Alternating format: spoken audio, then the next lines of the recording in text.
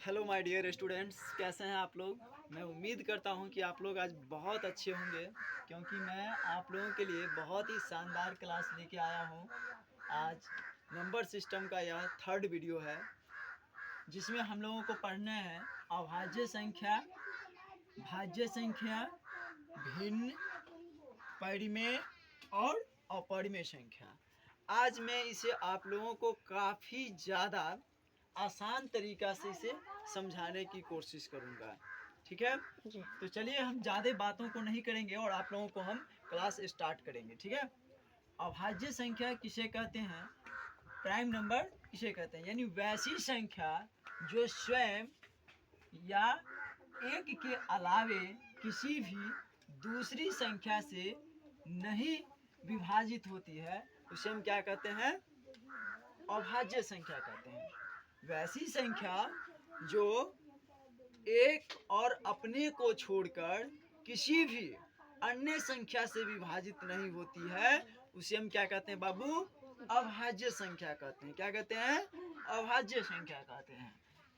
फिर से एक बार हम इसे परिभाषा को ध्यान से देखें। वैसी संख्या जो स्वयं अर्थात अपने और एक के अलावे किसी भी दूसरे संख्या से विभाजित नहीं होता है, अर्थात डिवाइड नहीं होता है, उसे हम क्या कहते हैं, अभाज्य संख्या कहते हैं। जैसे आप एग्जाम्पल के रूप में देख रहे हैं, यहाँ दो है, दो जो है वह किस किस चीज से डिवाइड होगा। देखिए दो जो है सिर्फ आपको एक से कटेगा और दो से कटेगा, इसके अलावा किसी भी संख्या से नहीं कटेगा। यहाँ तीन जो है लिखा हुआ, यह तीन, तीन को भी आप लोग देख रहे हैं कि तीन जो है वह एक से कटेगा और तीन से कटेगा, इसके अलावा किसी भी संख्या से नहीं कटेगा। यहाँ हम पाँच को देख रहे हैं, पाँच को, इस पाँच को भी हम लेते हैं तो पाँच किस किस चीज से डिवाइड होगा, तो देखिए एक और पाँच, यानी कि यह पाँच जो है किस सब के पहाड़ा में आता है। डिवाइड होने का मतलब होता है, विभाजित होने का मतलब होता है कि यह पाँच जो है किस किस चीज के पहाड़ा में आता है, तो एक के पहाड़ा में आता है और पाँच के पहाड़ा में आता है, इसके अलावा किसी भी दूसरे अंक की पहाड़ा में किसी नहीं आता है। जैसे हम लोग 11 को लेते हैं, 11 का भी वही हाल है। देखिए 11 जो है वह एक और 11 के अलावा, इस 11 के अलावा किसी भी दूसरे संख्या से यह विभाजित नहीं हो रहा, यानी कि 11 जो है केवल एक और 11 के ही पहाड़ा में आता है और किसी भी दूसरे पहाड़ा में नहीं आता है।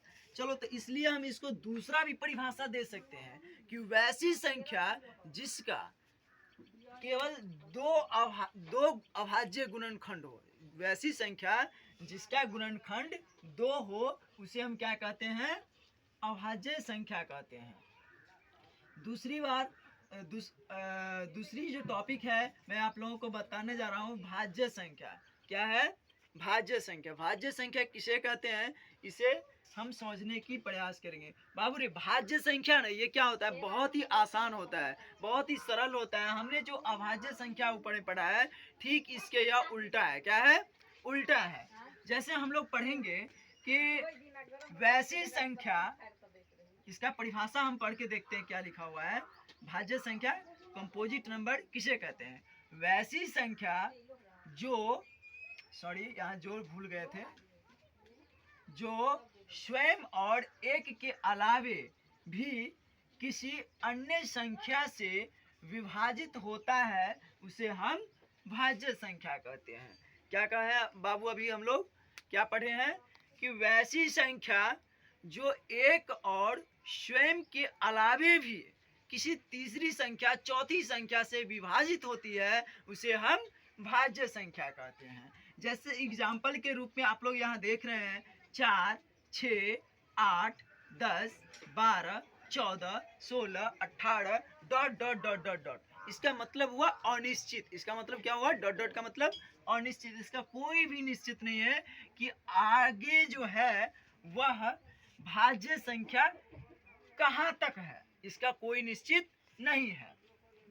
जैसे अभी आप लोगों को हम समझाएं कि इसका जो है, देखिए ये जो 4 जो है कथी कथी से विभाजित होगा, तो 4 जो है बुआ सबसे पहले 1 से विभाजित होगा, उसके बाद 2 से विभाजित होगा और 4 से भी विभाजित होगा। 4 कितने अंक से विभाजित हो रहा है? 3 अंक से विभाजित हो रहा है। यानी इसका गुणनखंड कितना हो गया? अधिकतम गुणनखंड 3 गो हुआ, 1 2 3। अब हम कोशिश करते हैं, यहाँ 6 जो है, इस 6 को 6 जो है किस किस चीज़ से डिवाइड हो रहा है? तो 1 से भी हो रहा है, 2 से भी हो रहा है, 3 से भी हो रहा है और 6 से भी हो रहा है। यानी इसका जो है गुणनखंड है बाबू, वो अधिकतम गुणनखंड 4 है। 6 का अधिकतम गुणनखंड कितने हैं? 4 हैं। चलिए इस तरह से हम अगला देखते हैं 14। 14 को थोड़ा देख लें कि 14 का अधिकतम गुणनखंड कितना है। ये 14 है। 14 जो होता है बाबू, वह 1 से भी विभाजित होगा, 2 से भी विभाजित होगा और 7 से भी विभाजित होगा और 14 से भी विभाजित होगा। कितने से होगा? 14 से भी। इसका अधिकतम जो होता है गुणनखंड, वह 4 होता है। कितना होता है? 4 होता है। इसीलिए तो हमने परिभाषा में इसको दूसरे तरह से भी दे सकते हैं कि वैसी संख्या जिसका गुणनखंड 2 या 2 से अधिक हो, उसे हम भाज्य संख्या कहते हैं। मैं आशा करता हूं कि आप लोग इस दोनों टॉपिक को अच्छी तरह से समझ सके होंगे और मैं तीसरे टॉपिक को समझाने की कोशिश कर रहा हूं। थोड़ा सा ध्यान दीजिए, बहुत ही अच्छी तरह से आप लोगों को समझाएंगे। भिन्न किसे कहते हैं? बहुत आसान चीज है। क्या है? बहुत ही आसान है। किसी भी संख्या को जब हम P बट्टा Q के रूप में लिखते हैं, किसी भी संख्या को जब हम P बट्टा Q के रूप में लिखते हैं तो उसे हम क्या कहते हैं? भिन्न कहते हैं। जैसे कि देखिए P बट्टे Q, P का मतलब P और बट्टे Q, इसका मतलब हुआ P के जगह पर हम कोई भी संख्या रख सकते हैं और Q के जगह पर भी हम कोई भी संख्या रख सकते हैं। तो हम इसको क्या कहते हैं? परिभाषा भिन्न किसे कहते हैं? तो वैसी संख्या जिसे हम P बट्टा Q के रूप में लिखते हैं, उसे हम क्या कहते हैं बाबू? भिन्न कहते हैं। ठीक है।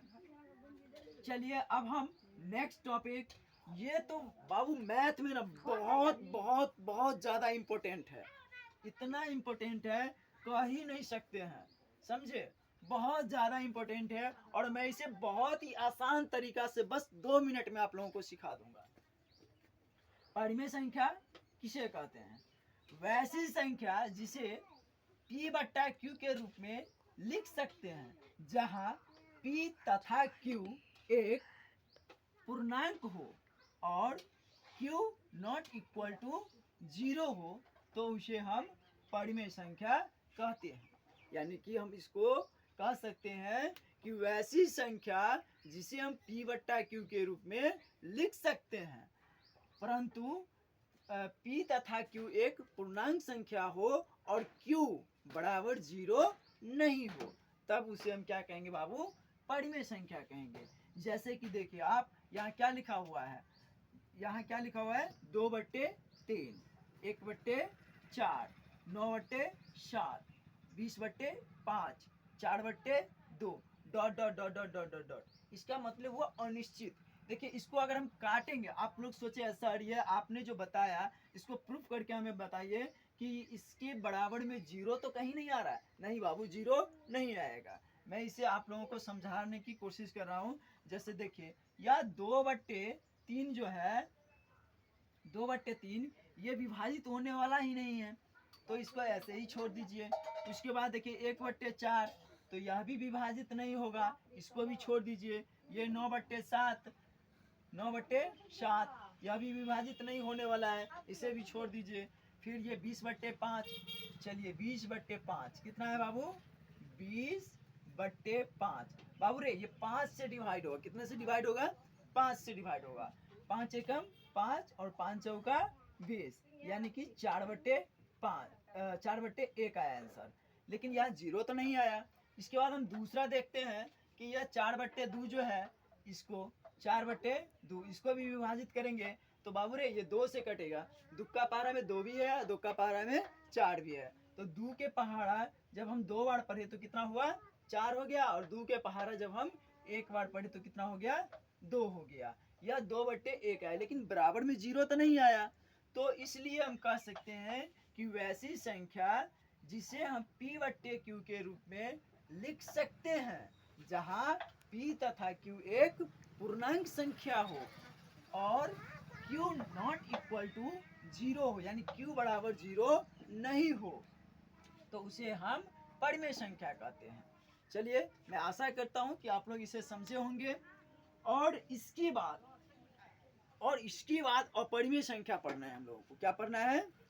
अपरिमेय संख्या पढ़ना है। ये तो उससे भी आसान है और ठीक उल्टा है। क्या है? ठीक उल्टा है। देखिए, अपरिमेय संख्या किसे कहते हैं? वैसी संख्या जिसे Q के रूप में नहीं लिखा जा सकता है, उसे हम अपरिमेय संख्या कहते हैं। देखिए, बिल्कुल आसान इसका परिभाषा है। वैसी संख्या जिसे P/Q के रूप में नहीं लिखा जा सकता है, उसे हम अपरिमेय संख्या कहते हैं।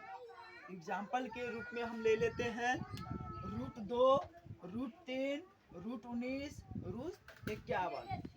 ये इसको कुछ भी करेंगे ना बाबू, तो यह बट्टा के रूप में नहीं आएगा, बट्टा में नहीं आएगा। अब जैसे आप ऐसे भी ले सकते हैं कि √2 में √2 है, इसके आप आगे में भी कुछ लिख दीजिए या पीछे में भी +3 जोड़ दीजिए, कुछ भी कीजिए। √2 प्लस √3 √2 और √2 प्लस 3, या आप 2√3, या आप ऐसे कर सकते हैं √5 प्लस 10, या कुछ भी आप ले लीजिए। अगर रूट में है ना, तो वह अपरिमेय संख्या होगा। अपरिमेय संख्या को समझने का एक और भी आसान ट्रिक है बाबू। क्या?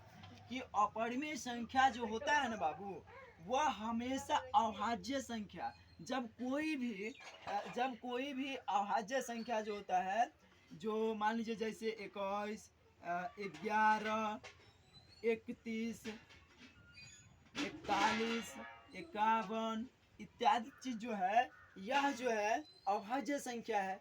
तो कोई भी अभाज्य संख्या जब रूट में होती है ना बाबू, तो वह अपरिमेय संख्या होता है। अर्थात जिसका पूरा वर्ग नहीं हो पाता है, वह कौन सी संख्या कहलाता है? अभाज्य संख्या कहलाता है। मैं उम्मीद करता हूं मेरे प्यारे भाइयों कि आप लोगों को आज की क्लास बहुत ही अच्छा तरह से समझ में आया होगा। अगर आप लोगों को अच्छे तरह से यह क्लास समझ में आया है, तो आप लोग इस वीडियो को ज़्यादा से ज़्यादा लाइक करें, शेयर करें, कमेंट करें और सब्सक्राइब करना ना भूलें। जय हिंद, जय भारत।